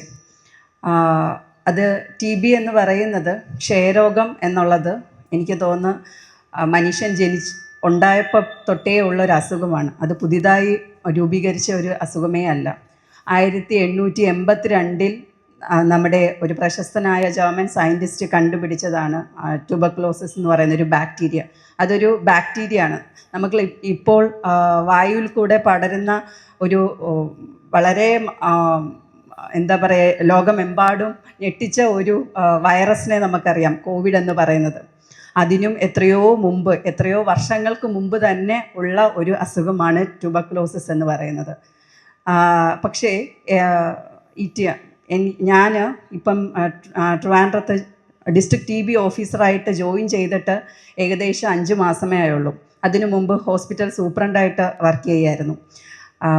പക്ഷേ എൻ്റെ വീട്ടിൽ പോലും ഞാൻ ഡിസ്ട്രിക്ട് TB ഓഫീസറായിട്ട് വന്നപ്പോൾ എൻ്റെ അമ്മ ചോദിച്ചതാണ്, മോളെ TB എന്ന് പറയുന്ന അസുഖം ഉണ്ടോ, അതിനു വേണ്ടി സെപ്പറേറ്റ് ഒരു സെക്ഷൻ ഉണ്ടോ, വിങ് ഉണ്ടോ എന്ന് ചോദിച്ചു. അപ്പം അതാണ് നമ്മളുടെ അറിവ് എന്ന് പറയുന്നത്. അത് മിക്കവാറും എല്ലാവർക്കും അങ്ങനെ തന്നെയാണ്. TB ഇവിടെ ഇപ്പോൾ ഉണ്ടോ എന്നുള്ളതാണ്. പക്ഷേ നിങ്ങൾക്ക് ഓരോരുത്തരും മനസ്സിലാക്കണം, ലോകത്തിൽ കമ്മ്യൂണിക്കബിൾ ഡിസീസിൽ ഏറ്റവും കൂടുതൽ ഡെത്ത് ഉണ്ടാകുന്ന അസുഖം എന്ന് പറയുന്നത് ക്ഷയരോഗം ബാധിച്ചിട്ടുള്ളതാണ്. അത് ഇന്ത്യയിൽ 27%, ലോകമെമ്പാടും ഉള്ളതിൽ 27% ഇന്ത്യയിലാണ് ഉള്ളത്. ഇന്ത്യയുടെ നമ്മുടെ ഡെൻസിറ്റി വളരെ കൂടുതലാണ്, പോപ്പുലേഷൻ ഡെൻസിറ്റി വളരെ കൂടുതലാണ്. നമ്മുടെ SHO സാർ ഇവിടെ ഒന്ന് പറഞ്ഞു, ചുറ്റും അടുത്തുള്ള മൈഗ്രൻറ്റിൻ അല്ലെങ്കിൽ ആരാണ് താമസിക്കുന്നതെന്ന് പോലും നമ്മൾക്കറിയില്ല എന്നുള്ളത്. ഒരു കാര്യം നമ്മുടെ ജില്ലയിൽ, തിരുവനന്തപുരം ജില്ലയിൽ ഏകദേശം എല്ലാ ഏരിയയിലും TBക്ക് വേണ്ടി മാത്രം ഹെൽത്ത് ഡിപ്പാർട്ട്മെൻറ്റിൽ പ്രത്യേകം സ്റ്റാഫ് വർക്ക് ചെയ്യുന്നുണ്ട്. അപ്പം ഞങ്ങൾക്ക് ഏറ്റവും വളരെ ഒരു ബുദ്ധിമുട്ട് എന്ന് പറയുന്നത്, ഈ മൈഗ്രൻ്റ് പോപ്പുലേഷൻ്റെ ഇടയിൽ TB വരുമ്പോൾ ഇവർക്ക് മരുന്ന് കൊടുക്കാൻ ബുദ്ധിമുട്ട്, അവരെ കണ്ടുപിടിക്കാൻ ബുദ്ധിമുട്ട് എന്നുള്ളതാണ്. കാരണം അവരെക്കുറിച്ച് വളരെ ആൾക്കാർക്ക് ആർക്കും അറിവുണ്ടാവില്ല. ഇവർ ഒരു സ്ഥലത്ത് ജോലി ചെയ്യുന്നുണ്ടെങ്കിൽ വേറൊരു സ്ഥലത്തേക്ക് 2 മാസം കഴിഞ്ഞ് മൈഗ്രേറ്റ് ചെയ്ത് പോകും. വളരെ വലിയ ബുദ്ധിമുട്ടാണ്. TBയെക്കുറിച്ച് ക്ലാസ് എടുക്കാനായിട്ട് ഒന്നുമല്ല വന്നത്. ഇതൊരു ഞായറാഴ്ചയാണ്, എല്ലാവർക്കും ഓണ തിരക്കിൻ്റെ ഇതാണ്. പക്ഷെ ഒരു 2 വാക്ക് ഞാൻ ട്യൂബർക്ലോസിസിനെ കുറിച്ചൊന്ന് പറയാം. TB എന്ന് പറയുന്നത് ബാക്ടീരിയ കാരണം വരുന്ന ഒരു അസുഖമാണ്. ഇത് പൂർണ്ണമായിട്ടും മരുന്ന് കഴിച്ചു കഴിഞ്ഞാൽ പൂർണ്ണമായിട്ടും മാറാൻ പറ്റുന്ന ഒരു അസുഖമാണ് ക്ഷയരോഗം എന്ന് പറയുന്നത്. സാറ് പറഞ്ഞതുപോലെ ക്ഷയരോഗം ഏറ്റവും കൂടുതൽ വരുന്നത് നമ്മളുടെ ശ്വാസകോശത്തിൽ തന്നെയാണ്. പക്ഷേ TB ശരീരത്തിൻ്റെ ഏത് ഭാഗങ്ങളിൽ വേണമെങ്കിലും TB എന്ന് പറയുന്ന ഒരു അസുഖം ബാധിക്കാം. അത് നമ്മുടെ മുടിയും നെയിലും നഖവും ഒഴിച്ച് ബാക്കിയുള്ള ഏത് ഭാഗങ്ങളിലും ട്യൂബർക്ലോസിസ് ഉണ്ടാകാം, ക്ഷയരോഗം വരാം. വളരെ താമസിച്ചാണ് പലപ്പോഴും ക്യാൻസറായിട്ട്, അത് നമ്മളുടെ ആരുടെയും തെറ്റല്ല, ഈ TBയും ക്യാൻസറും ഏകദേശം ഒരു സിമിലർ സിംറ്റംസ് കാണിച്ചുകൊണ്ടിരിക്കുന്ന ഒരു അസുഖമാണ്. ശ്വാസകോശത്തിലായാൽ പോലും പല ആൾക്കാരും ക്യാൻസറിനെയും TBയെയും വേർതിരിക്കാൻ ഡോക്ടർമാർക്ക് പലപ്പോഴും പ്രയാസപ്പെടുകയും ചെയ്യും. പക്ഷേ TB അസുഖം ആണ് എന്ന് കണ്ടുപിടിച്ച് കഴിഞ്ഞാൽ കൃത്യമായിട്ട് മരുന്ന് കറക്റ്റായിട്ട് കഴിച്ചു കഴിഞ്ഞാൽ അത് പൂർണ്ണമായും മാറാൻ പറ്റുന്നതാണ്. എനിക്കിപ്പോൾ TB അസുഖമുണ്ട് എന്ന് സങ്കല്പിച്ചോളൂ. ഉണ്ടെങ്കിൽ അത് നിങ്ങളിലേക്ക് 30% ആൾക്കാർക്ക് മരുന്ന് കഴിച്ചില്ലെങ്കിൽ പടരാൻ ചാൻസ് ഉണ്ട്. അപ്പോൾ ഈ 30 പേരിൽ നിന്ന് വീണ്ടും 30 പേർക്ക് അസുഖം വരാൻ ചാൻസ് ഉണ്ട്. അതുകൊണ്ട് TB എന്ന് പറയുന്നത് നമ്മളിപ്പം ഗവൺമെൻറ് ഓഫ് ഇന്ത്യയുടെ ഒരു സ്പെഷ്യലായിട്ടൊരു പ്രോഗ്രാം ഉണ്ട്, നാഷണൽ TB എലിമിനേഷൻ പ്രോഗ്രാം എന്നത്. അതിൻ്റെ ഭാഗമായിട്ടാണ് നമ്മുടെ ജില്ലയിലും അത്യാവശ്യം നന്നായിട്ട് തന്നെ ഇതിൻ്റെ പ്രവർത്തനം നടന്നുകൊണ്ടിരിക്കുന്നത്. ഈ പ്രവർത്തനത്തിൽ ഏറ്റവും അധികം ബുദ്ധിമുട്ട് നേരിടുന്നത് ഞങ്ങളുടെ ടീം അംഗങ്ങൾ, ഹെൽത്തിലെ ഡിപ്പാർട്ട്മെൻറ്റിലെ സ്റ്റാഫ് അംഗങ്ങൾ ബുദ്ധിമുട്ട് നേരിടുന്നത് ഇങ്ങനെയുള്ള ഗ്രൂപ്പ് ഓഫ് ആൾക്കാരെ സ്ഥിരമായി ഒരു സ്ഥലത്ത് നിൽക്കാതെ മാറി മാറി ജോലി ചെയ്യുന്ന ആൾക്കാരെ മരുന്ന് എത്തിക്കുക, മരുന്ന് കൊടുക്കുക എന്നുള്ളതാണ്. TBക്ക് വേണ്ടിയുള്ള എല്ലാ കാര്യങ്ങളും സൗജന്യമാണ്. നമ്മൾക്കറിയാം, ഒരസുഖം കോവിഡ് വന്നിട്ടുണ്ടായിരിക്കും പല ആൾക്കാർക്കും, അല്ലെങ്കിൽ വെറും ഒരു വൈറൽ ഫീവർ വന്നിട്ടുള്ള ആൾക്കാർക്ക് ഒരാഴ്ച മരുന്ന് കഴിക്കാൻ, അല്ലെങ്കിൽ ഒരു തൊണ്ടവേദന വരുന്ന ഒരാൾക്ക് കൃത്യമായിട്ട് ഒരാഴ്ച മരുന്ന് കഴിക്കാൻ നമ്മൾ പറയും, ഡോക്ടർമാർ പറയും. അപ്പം നമ്മൾ 2 ദിവസം മരുന്ന് കഴിക്കും, 3-ാമത്തെ ദിവസം ആകുമ്പോഴത്തേക്ക് അതിൻ്റെ ബുദ്ധിമുട്ടുകൾ മാറുമ്പോഴത്തേക്ക് നമ്മൾ സ്വാഭാവികമായിട്ട് മരുന്ന് നിർത്തും. പക്ഷേ TBയുടെ മരുന്ന് അങ്ങനെയല്ല. മിനിമം 6 മാസം TBയുടെ മരുന്നിന്, TB അസുഖത്തിന് മരുന്ന് കഴിക്കണം. അത് ഒരു ഗുളികയല്ല, 4 ആൻറ്റിബയോട്ടിക്സ് കൃത്യമായിട്ട് കഴിച്ചിരിക്കണം. ആൻറ്റിബയോട്ടിക്സ് കഴിക്കുമ്പം സ്വാഭാവികമായിട്ട് ഉള്ള സൈഡ് ഇഫക്റ്റ് ഉണ്ടാകും, ഏതൊരു മരുന്നിൻ്റെയും പോലെ തന്നെ സൈഡ് ഇഫക്റ്റ് ഉണ്ടാകും. പക്ഷേ ഈ 6 മാസം കൃത്യമായിട്ട് മരുന്ന് കൊടുക്കുന്നതും നമ്മളുടെ സ്റ്റാഫ് തന്നെയാണ്. നമ്മളുടെ സ്റ്റാഫ് പോയി ആൾക്കാർ കൊടുത്തു കഴിഞ്ഞ് അവർ കഴിക്കുന്നു എന്ന് ഉറപ്പ് വരുത്തുന്നതും നമ്മളുടെ എല്ലാ ദിവസവും കഴിക്കണം. ഈ മിനിമം 6 മാസം എല്ലാ ദിവസവും ഈ മരുന്ന് 4 മരുന്നും കഴിക്കണം. പക്ഷേ പണ്ടൊക്കെ ഈ 4 മരുന്നും കൂടെ കഴിക്കണമായിരുന്നു. പക്ഷേ ഇപ്പം അങ്ങനെയല്ല, ഈ 4 ഗുളികയും കൂടെ ഒറ്റ ഗുളികയായിട്ട് ഫിക്സഡ് ഡോസായിട്ടാണ് നമുക്ക് വരുന്നത്. അതും ശാസ്ത്രത്തിൻ്റെ വളർച്ച കാരണം തന്നെയാണ്. അതുകൊണ്ട് ഒരു കഴിക്കുന്നതിൻ്റെ ബുദ്ധിമുട്ട് കുറഞ്ഞ് വന്നിട്ടുണ്ട്. ഇത് എലിമിനേറ്റ് ചെയ്യാൻ ആയിട്ട് നമ്മൾ സ്മോൾ പോക്സ്, പോളിയോ എന്നൊക്കെ പറയുന്ന കാര്യങ്ങൾ ഇറാഡിക്കേറ്റും എലിമിനേറ്റും ഒക്കെ ചെയ്തതാണ്. അതുപോലെ എലിമിനേറ്റ് ചെയ്യാൻ പോകുന്ന ഒരു അസുഖമാണ് TB എന്ന് പറയുന്നത്. അപ്പം അതിന് ഏറ്റവും ഹെൽത്ത് ഡിപ്പാർട്ട്മെൻറ്റിന് മാത്രം എലിമിനേറ്റ് ചെയ്യാൻ പറ്റില്ല. അത് ഓരോ വ്യക്തികളും അതിനെക്കുറിച്ച് ആലോചിക്കണം. ചുമ ഒരു 2 ആഴ്ചയിൽ കൂടുതൽ നിൽക്കുന്ന ചുമ ദയവ് ചെയ്ത് നിങ്ങൾ ആശുപത്രിയിൽ പോവാതെ മെഡിക്കൽ സ്റ്റോറിൽ പോയി മരുന്ന് കഴിക്കരുത്. ഞാൻ മെഡിക്കൽ കോളേജിൽ പഠിച്ച് വന്ന ഒരു വ്യക്തിയാണ്, അവിടെ ജോലി ചെയ്തിട്ടുമുണ്ട്.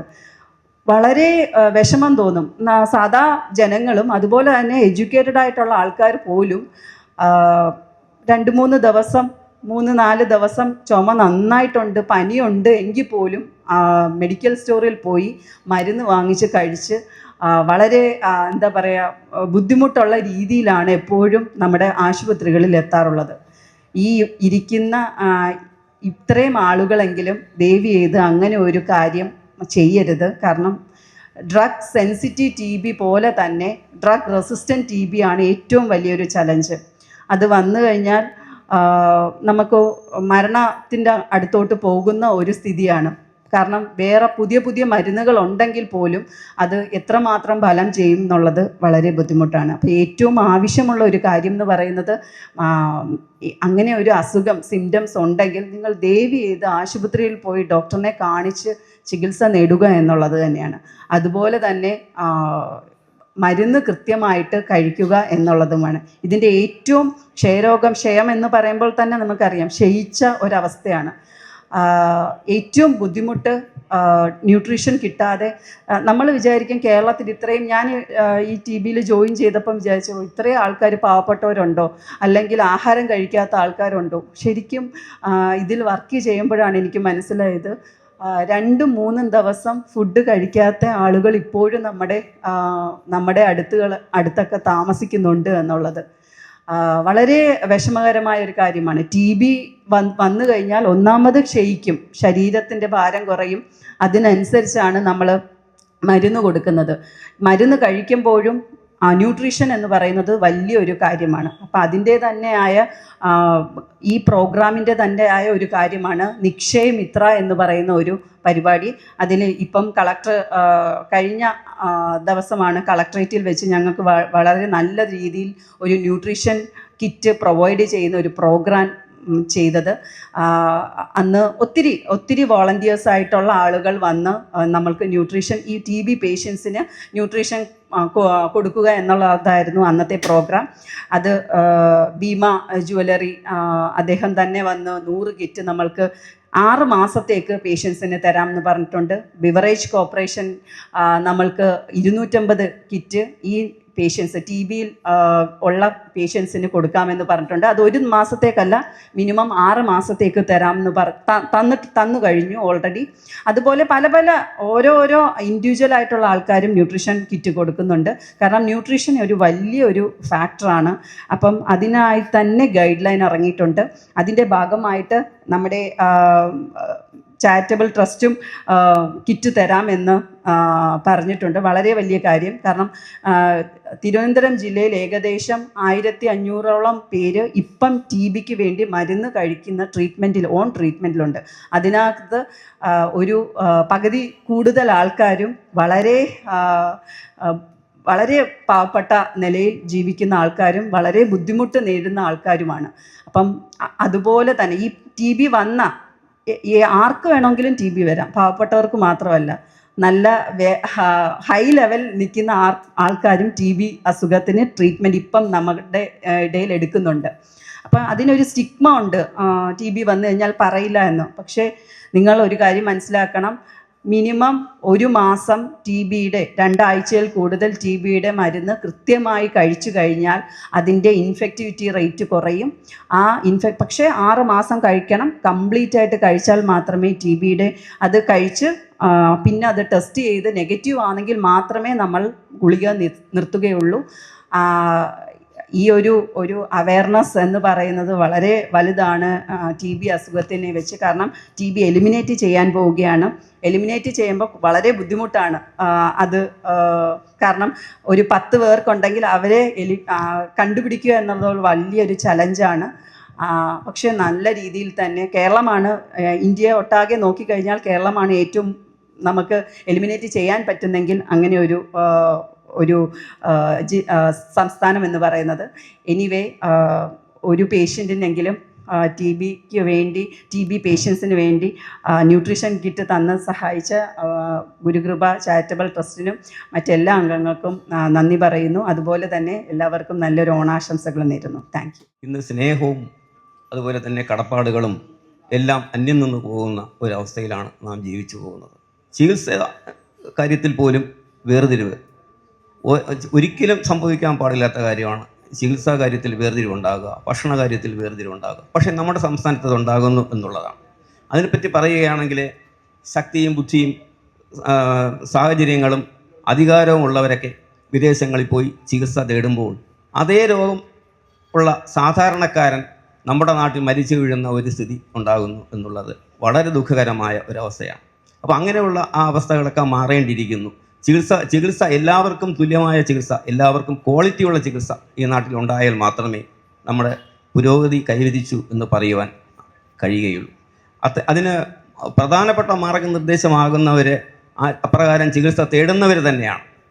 ചില ആളുകളുണ്ട് പുറത്ത് പോയി അവരുടെ രോഗങ്ങൾ വരുമ്പോൾ അവർ ചികിത്സിക്കുന്നു, അത് മാസങ്ങളോളം ചികിത്സിക്കുന്നു, വർഷങ്ങളോളം ചികിത്സിക്കുന്നു. പക്ഷേ ആ വർഷം കഴിഞ്ഞതിന് ശേഷം ചികിത്സിച്ചതിന് ശേഷവും നമ്മുടെ നാട്ടിൽ അത്തരത്തിലുള്ള ചികിത്സാ സംവിധാനങ്ങൾ ഉണ്ടാക്കുന്നില്ല എന്ന് പറയുന്നത് സത്യം പറഞ്ഞാൽ അത് വളരെ ദുഃഖകരമായ ഒരവസ്ഥയാണ്. അപ്പോൾ സ്വന്തം ജീവിതവും സ്വന്തം ഭാവിയും സ്വന്തം ആരോഗ്യവും മാത്രം സംരക്ഷിച്ചു കൊണ്ടിരിക്കുന്ന ഒരു സാഹചര്യത്തിലാണ് നാം വന്ന് ജീവിച്ചു വരുന്നത്. അത് തികച്ചും അനീതിയാണോ എന്ന് ചോദിച്ചാൽ അനീതി തന്നെയാണ് എന്നെനിക്ക് പറയേണ്ടി വരും. അതുകൊണ്ട് അതിന് ഇത്തരത്തിലുള്ള ഡോക്ടേഴ്സും മറ്റുള്ളവരും ഒക്കെ തന്നെ ഈ രംഗത്തേക്ക് കടന്നു വന്ന് എല്ലാവർക്കും നല്ല ചികിത്സ നൽകുവാനുള്ള സാഹചര്യം ഉണ്ടാക്കി കൊടുക്കേണ്ടത് വളരെ വളരെ ആവശ്യമായ കാര്യമാണ്. ഈ അവസ്ഥയിൽ ഇതുമാതിരിയുള്ള ചാരിറ്റി പ്രവർത്തനം നടത്തുന്ന സംഘടനകളുടെ പ്രവർത്തനങ്ങൾ ശ്ലാഘനീയമാണ്, വളരെ വളരെ നല്ലതാണ്, വളരെ വളരെ മാതൃകാപരമാണ് എന്ന് എനിക്ക് പറയാനുള്ളൂ. ഇപ്പം നമ്മൾ പറയും ഇപ്പം അമൃതാനന്ദമായി അല്ലെങ്കിൽ സത്യസായി ബാബ എന്നൊക്കെ നമ്മൾ പറയാറുണ്ട്, പല പേരുകളും പറയാറുണ്ട്. പക്ഷെ അവരെ ഈ പറയുന്ന പേരുകൾ തന്നെ ആൾക്കാർ പറയുന്നു അവരെ പൈസ പലതരത്തിലും ദുർവിനിയോഗം ചെയ്യുന്നു, അല്ലെങ്കിൽ അവർ പൈസ ചാരിറ്റിയുടെ പേരിൽ വാങ്ങിയെടുക്കുന്നു എന്നൊക്കെ അവർ പറയാറുണ്ട്. പക്ഷെ അതിനെപ്പറ്റി എനിക്ക് പറയാനുള്ളൊരു വാക്കെന്ന് വെച്ചാൽ, നമ്മൾ ചെന്നാൽ 1 രൂപ പോലും തരാത്തവരെ അടുത്ത് അവർ ചെന്നാൽ 1 കോടി രൂപ കൊടുക്കുന്നുണ്ട്. ആ കൊടുക്കുന്നതിൽ ഒരുപക്ഷെ അവർ പകുതി എടുക്കുമായിരിക്കാം, എന്നാൽ ബാക്കി പകുതിയെങ്കിലും കിട്ടുന്നില്ലേ? അപ്പോൾ അത്തരത്തിലുള്ള ആൾക്കാർ അവരെ നമ്മൾ പ്രോത്സാഹിപ്പിക്കേണ്ടിയിരിക്കുന്നു. കഴിവുള്ള ആൾക്കാരിൽ നിന്ന് കാശുകൾ വാങ്ങിയെടുക്കാൻ കഴിയുന്ന ആൾക്കാരിൽ നിന്ന് സാമ്പത്തിക സഹായം നേടിയെടുക്കാൻ കഴിയുന്ന കഴിവുള്ളവരെ ഏത് ജാതിയായിരുന്നാലും മതമായിരുന്നാലും മതപ്രവർത്തകരായിരുന്നാലും അവരെ നമ്മൾ അംഗീകരിക്കേണ്ടിയിരിക്കുന്നു. അപ്പോൾ ഈ ചാരിറ്റി എന്നുള്ളത് ഇന്ന് വളരെ വളരെ പ്രധാനപ്പെട്ട ഒരു സംഭവമായി മാറിക്കൊണ്ടിരിക്കുകയാണ്. സ്വന്തം മക്കളെ മാതാപിതാക്കളെ പോലും വഴിയിൽ തള്ളുന്ന മക്കളാണെന്നുള്ളത് നമുക്കറിയാം. ഗുരുവായൂർ ക്ഷേത്രത്തിൽ പോയാലും അല്ലെങ്കിൽ ചില പള്ളികളിൽ പോയാലും അവിടെയൊക്കെ വളരെ കഷ്ടപ്പെട്ട് ജീവിക്കുന്ന വൃദ്ധരായ ജനങ്ങളുണ്ട്. പക്ഷേ ഇതിലും വരുന്ന കാര്യം, ചില വീടുകളിൽ മാതാപിതാക്കളെ വളരെ വളരെ വളരെ സ്നേഹത്തോടു കൂടി നോക്കുന്ന ഒരു ഗ്രൂപ്പുണ്ട്, മറ്റൊരു ഗ്രൂപ്പ് വേറൊരു തരത്തിൽ അവഹേളിച്ച് വിടുന്നവരുണ്ട്. പക്ഷേ ഇന്ന് മാതാപിതാക്കൾക്ക് പെൻഷൻ ഉണ്ടെങ്കിൽ അവരെ നോക്കാൻ മക്കളുടെ മത്സരമാണ്. പെൻഷൻ ഇല്ലാത്ത മാതാപിതാക്കളാണ് ഈ ഗുരുവായൂരും മറ്റേ അർത്തങ്കൽ പള്ളിയിലും ഭീമാപള്ളിയിലും ഒക്കെ നമ്മൾ കണ്ടെത്താൻ കഴിയുന്നത്. അപ്പോൾ അവർക്കൊക്കെ സാമ്പത്തിക സഹായം എത്തിച്ചു കൊടുക്കുവാൻ വേണ്ടി ഇതുമാതിരിയുള്ള സംഘടനകൾ മുന്നോട്ട് വരണം. എന്നാൽ മാത്രമേ നമ്മുടെ സമൂഹത്തിൽ മാറ്റങ്ങൾ ഉണ്ടാക്കാൻ കഴിയുകയുള്ളൂ, പാവപ്പെട്ടവർക്ക് എന്തെങ്കിലും ആശ്വാസം ഉണ്ടാക്കാൻ കഴിയുകയുള്ളൂ. അതുകൊണ്ട് എല്ലാവരും ഇതുമാതിരിയുള്ള സംഘടനകളുമായി സഹകരിച്ച് അവരെ കഴിയുന്ന കാര്യങ്ങൾ ചെയ്ത് പ്രവൃത്തിയിലൂടെ കാണിക്കുക, വാക്കിലൂടെ ദ്രോഹിക്കാതെ എന്ന് പറയുവാൻ ഞാൻ ഈ അവസരം ഉപയോഗിക്കുകയാണ്. TBയുടെ കാര്യം പറഞ്ഞതുപോലെ തന്നെ ഡോക്ടർ വളരെ കൃത്യമായിട്ട് കാര്യങ്ങളൊക്കെ പറഞ്ഞു, അത് നല്ല കാര്യം തന്നെയാണ്. അത് അവയർനെസ്സാണ് ഏറ്റവും പ്രധാനം. രോഗം വരുന്നതിന് ചെറുക്കുക, അതിനെതിരെ മുൻകരുതലെടുക്കുക എന്നൊക്കെ പറയുന്ന കാര്യങ്ങൾ ഇതുമാതിരിയുള്ള ചർച്ചകളിലൂടെയും സാഹചര്യങ്ങളിലൂടെയാണ് സാധാരണക്കാർ മനസ്സിലാക്കിയെടുക്കുന്നത്. പ്രത്യേകിച്ചും TB പേഷ്യൻറ്റിന് പോഷകാഹാരം കഴിക്കുക എന്നുള്ളത് വളരെ പ്രധാനമാണ്.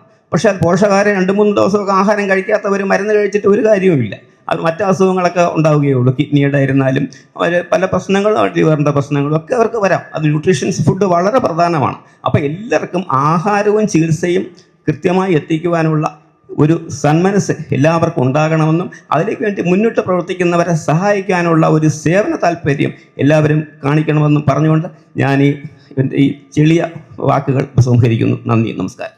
ദീർഘമായ ഒരു സംസാരത്തിന് ഇത് വേദിയല്ല എന്നറിയാം, എങ്കിലും 2 വാക്ക് സംസാരിക്കും. ഇന്നലെ ശ്രീമാൻ അജിത്ത് ഈ വിഷയവുമായി ബന്ധപ്പെട്ട് വിളിച്ച് സംസാരിച്ചപ്പോൾ നിങ്ങൾക്ക് എല്ലാവർക്കും അറിയാവുന്ന പോലെ തന്നെ ഓണനാളാണ്, ഞായറാഴ്ചയാണ്. എൻ്റെ ഈ റെസിഡൻസിൽ തന്നെ 3 കല്യാണങ്ങളാണ്.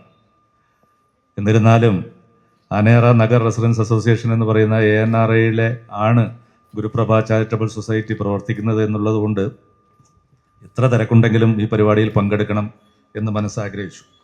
അതുകൊണ്ടാണ് ഞാൻ ഇന്നിവിടെ നിൽക്കുന്നത്.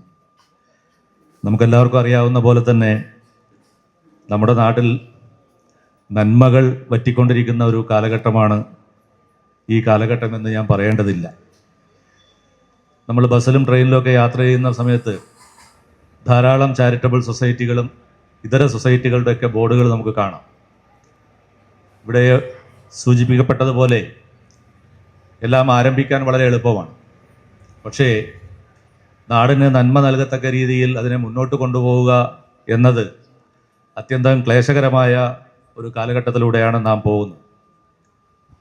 നമ്മൾ ഈ ഉദ്ഘാടന സമ്മേളനം ചേരുന്ന കെട്ടിടത്തിൻ്റെ നേരെ എതിർവശത്താണ് കടകംപള്ളി ജനകീയ സമിതി ചാരിറ്റബിൾ സൊസൈറ്റി എന്നൊരു സൊസൈറ്റി കഴിഞ്ഞ 6 വർഷമായി പ്രവർത്തിക്കുന്നു. ആ സൊസൈറ്റിയുടെ പ്രവർത്തനം നേരിട്ട് കാണുന്ന ഒരു വ്യക്തി കൂടിയാണ് ഞാൻ. കഴിഞ്ഞ വർഷവും അതിനു മുന്നത്തെ വർഷവും ഒക്കെ തന്നെ ഈ പ്രദേശത്തെ നിർധനരായ ആളുകളെ, സാമ്പത്തികമായും വിദ്യാഭ്യാസപരമായും പിന്നോക്കം നിൽക്കുന്ന ആളുകളെ, അവശതകൾ അനുഭവിക്കുന്ന ജനവിഭാഗത്തെ കണ്ടെത്തി ധാരാളം പ്രവർത്തികൾ കടകംപള്ളി ജനകീയ സമിതി ചാരിറ്റബിൾ സൊസൈറ്റിയുടെ നേതൃത്വത്തിൽ ഈ പ്രദേശത്ത് നടന്നു വരികയാണ്. അതിനോടൊപ്പം തന്നെ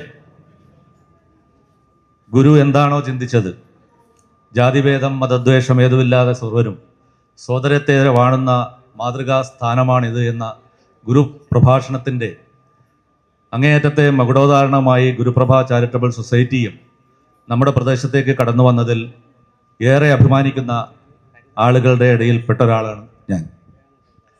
ഒപ്പം തന്നെ കാവാലൻ സാർ ഇവിടെ ഇരിപ്പുണ്ട്. ഞാൻ ഏറെ കൗതുകത്തോടെ ശ്രദ്ധിക്കുകയായിരുന്നു. അദ്ദേഹത്തിൻ്റെ ഏത് പ്രഭാഷണത്തിലും 2 വരി പാട്ട് മൂളാതെ അദ്ദേഹം അവസാനിപ്പിക്കാറില്ല. ഞാൻ ശ്രദ്ധിച്ചു. ആലായാൽ തറ വേണം, അടുത്തൊരമ്പലം വേണം. എനിക്ക് ചൊല്ലാൻ അറിയില്ല, പറയാനേ അറിയാം. ആലിന് ചേർന്നൊരു കുളവും വേണം, കുളത്തിൽ ചെന്താമര വേണം എന്ന് തുടങ്ങിയ അദ്ദേഹത്തിൻ്റെ മനോഹരമായ വാക്കുകൾ ഇന്ന് നിങ്ങൾ ആലോചിച്ച് നോക്കൂ. ഇന്ന് ആലുകളില്ല, ആൽത്തറയില്ല. അമ്പലങ്ങളൊക്കെ തന്നെ ആധ്യാത്മികത്തിനോടൊപ്പമോ അല്ലെങ്കിൽ ആധ്യാത്മികത്തിൽ നിന്നും വഴുതി മാറി മറ്റു പല വ്യവഹാരങ്ങളുടെയും സ്ഥാനങ്ങളായി മാറുന്നു. അമ്പലക്കുളങ്ങളില്ല, പൊതു ഇടങ്ങളെല്ലാം അന്യം നിൽക്കുന്നു. പൊതു കിണറുകളില്ല, പൊതു സ്ഥലമില്ല, പൊതു റോഡുകളില്ലാതാവുന്നു, അല്ലേ? പൊതു ടാപ്പുകളില്ലാതാവുന്നു, കളിസ്ഥലങ്ങളില്ലാതാവുന്നു, അതുപോലെ തന്നെ നന്മകളില്ലാതാകുന്നു. അത്തരമൊരു കാലഘട്ടത്തിലാണ് ഗുരുപ്രഭ ചാരിറ്റബിൾ സൊസൈറ്റി നിങ്ങളുടെ നോട്ടീസിൽ പറഞ്ഞതുപോലെ സർവതലസ്പർശിയായ മേഖലകൾ, അത് വിദ്യാഭ്യാസമായിക്കോട്ടെ, ആരോഗ്യമായിക്കോട്ടെ. ഒരു ക്ഷേമരാഷ്ട്രം എന്ന് പറയുന്നത് ആരോഗ്യവും പാർപ്പിടവും വസ്ത്രവും ഭക്ഷണവുമാണ്.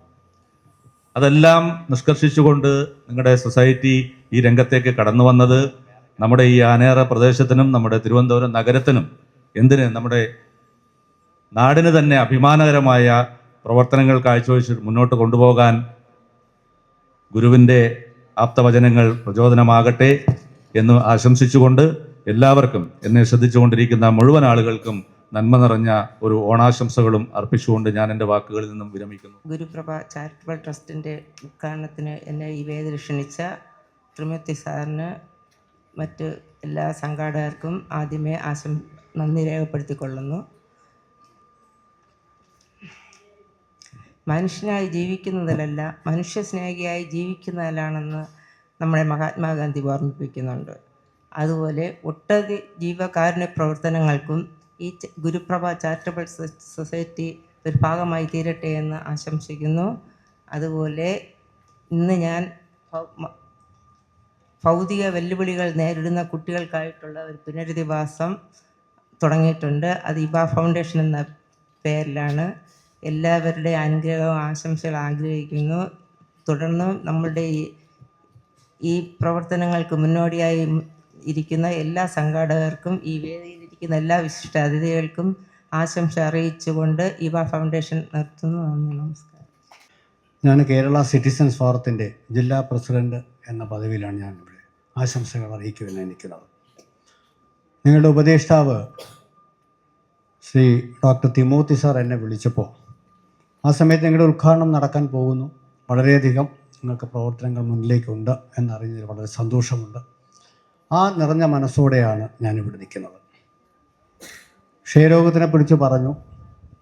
ഈ ക്ഷയം എന്ന് പറയുന്നത് തീർച്ചയായും വളരെ ഇതിഹാസ കാലഘട്ടത്തിൽ തന്നെ രാജേഷ് മാവ് എന്ന പേരിൽ അറിയപ്പെടുന്ന അസുഖമായിരുന്നു. അന്നും അതിന് ചികിത്സ ഉണ്ടായിരുന്നു എന്ന് അറിയിക്കട്ടെ. കൂടാതെ